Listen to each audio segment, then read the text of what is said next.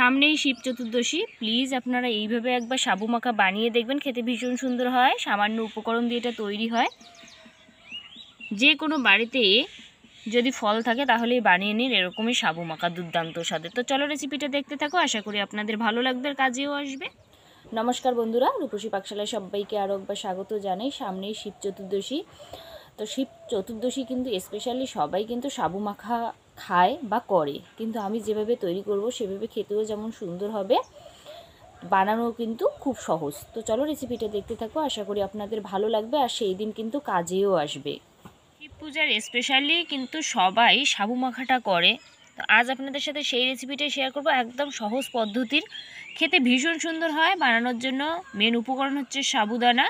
এটা কিন্তু একটু মোটা যে সাবুদানা হয় সেটা, এটা ভিজিয়ে রাখছি একদিন কিন্তু আগে, অবশ্যই একদিন আগে ভিজিয়ে রাখবেন। আর নইলে সকালবেলা ভিজিয়ে রাখলে কিন্তু রাতের দিকে খেতে হবে, তবেই কিন্তু পারফেক্টভাবে সাবুদানাটা ভিজবে। আপনারা চাইলে ছোটোটা নিতে পারেন, এটা সময়টা একটু কম লাগবে। এটা ভেজানোই আছে সাবুদানা, আর এ পাশে আছে দুধ, আর কিছু আছে ফলমূল আপনাদের পছন্দ মতো নিতে পারেন, আর আছে এইখানটায় খেজুর গুড়, আপনারা চাইলে চিনি ব্যবহার করতে পারেন। একেবারেই সামান্য উপকরণ দিয়েই একদম সুস্বাদু একটা সাবু মাখা।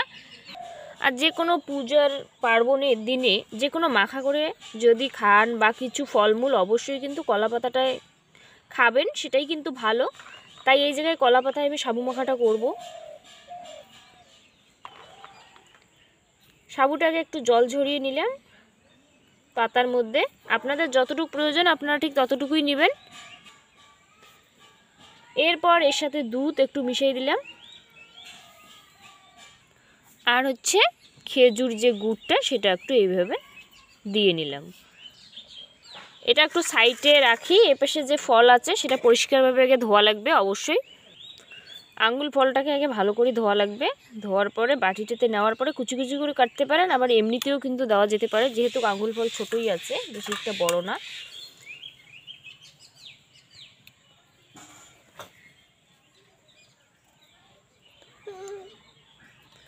মাঝখান থেকে কাটলে একটু ভালো হবে, তো সেই জন্য একটু মাঝখান থেকে এইভাবে কাটলাম সবগুলাই। আর কিছুটা কিন্তু গোটায় আছে, আপনারা যেভাবে খেতে পছন্দ করেন, যদি গোটাটা চান তাহলে গোটাটাও কিন্তু খেতে পারেন, তাতেও বেশ ভালো লাগবে খেতে। তারপরে আপেল, আপনারা কিন্তু এই জায়গায় ড্রাই ফ্রুট ব্যবহার করতেই পারেন, সেটাও কিন্তু বেশ ভালো লাগে খেতে। ড্রাই ফ্রুটটা যদি দেন তাহলে কিন্তু একটু সেটাকে আধ ভাঙা করে দেবেন, মুখে বললে বেশ ভালো লাগবে। আর দিয়ে দেবো হচ্ছে আপেল, এইভাবে ছোট ছোট কুচি করে নিলাম।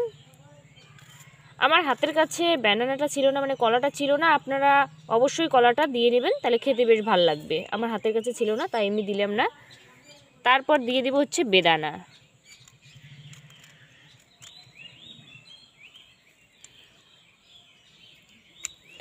যারা শিব পূজায় কিন্তু উপবাস থাকে, যারা অবশ্যই এইভাবে খাবেন, দেখবেন ভীষণ সুন্দর লাগে খেতে। আর বানানো তো খুব সহজ, আপনাদের সেটা ভিডিওর মাধ্যমে দেখাবো।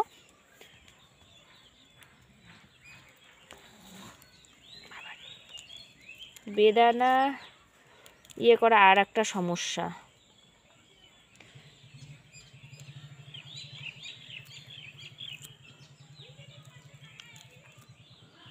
সব বেদানা এইভাবে কিন্তু দানাটা করে ছাড়িয়ে নেওয়া লাগবে। সব ফল কিন্তু কাটা একেবারেই কমপ্লিট। এটার উপরে দিলেই কিন্তু একটু মাখলেই কিন্তু এটা একেবারেই রেডি। এটা কিন্তু একেবারেই রেডি। এটা আবার এইভাবে একটু মাখলে বাস, খেতে দারুণ হয়। প্লিজ আপনারা শিব চতুর্দশীর দিন একবার এইভাবে বানিয়ে দেখবেন, খেতেও যেমন সুন্দর হয় আর বানানো তো আপনাদের দেখালাম কতটা সহজ।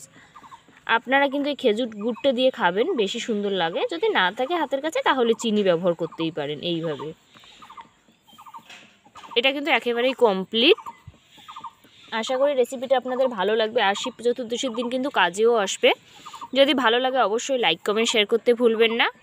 আর যদি এই ছোট্ট চ্যানেলটার নতুন দর্শক, অবশ্যই চ্যানেলটাকে সাবস্ক্রাইব করে রাখবেন, পাশে থাকা বেল আইকনটি প্রেস করে রাখবেন, যাতে আমার রান্নার ভিডিওগুলো সবার আগে আপনার মোবাইলে পৌঁছায়। এইভাবে বানিয়ে খাবেন, আবার পাশের লোককেও খাওয়াবেন, দেখবেন ভীষণ সুন্দর হয়। এটা কিন্তু এমনিও খাওয়া যেতে পারে, পূজা পার্বণ ছাড়াও যে এমনি খাওয়া যাবে না তা কিন্তু নয়। পূজা পার্বণের দিন আমরা খাই, কারণ সেই দিন ভাতটা খাই না। সেই ক্ষেত্রে এটা খাই, কিন্তু এমনিতেও নর্মালি যদি বিকেলবেলা বানিয়ে খাওয়া যায় ভীষণ সুন্দর হয়। বাড়িতে একবার হলেও ট্রাই করবেন আর জানাতে ভুলবেন না কীরকম হয়। সবাই সুস্থ থাকবেন, ভালো থাকবেন। নেক্সট ভিডিওতে আবার দেখা হবে এরকমই কোনো সুন্দর রেসিপির সাথে।